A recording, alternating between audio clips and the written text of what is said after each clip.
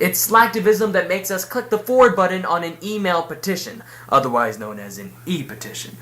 Or it's slacktivism that makes us put magnetic ribbons on our personal cars, or to take part in short-term boycotts. The equivalent of a slacktivism festival is the International Buy Nothing Day. The powerful force of slacktivism comes from the internal need to make a difference, and the personal inertia to not make any kind of effort. Essentially, we are fooling ourselves. So, what's the harm in pretending to be involved in social causes? Why can't I be a proud slacktivist? Let's go back to the story about the young cancer victim asking for business cards. Yes, there was and is a Craig Shergold. And yes, at the age of 9, he did have a brain tumor. And yes, an actual plea for business cards did exist on the internet via email, a popular tool of the slacktivist. In 1991, Craig Shergold made the Guinness World Book of Records. But the email didn't stop circulating, and the cards didn't stop coming. Now, 26 years old and cancer-free, Craig Shergold is still besieged with business cards and frankly wishes they would stop.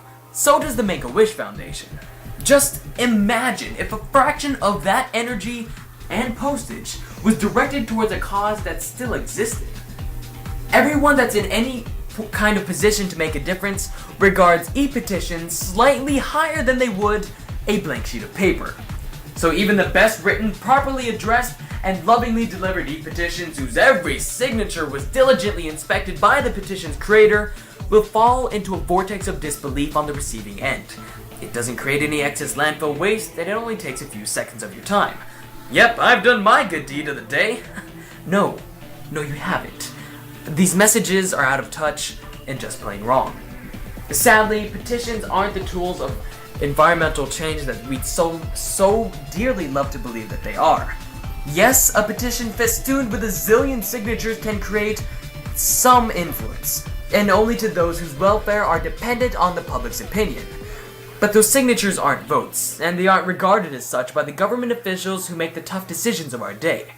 At best, they're indications of the public's will, no more.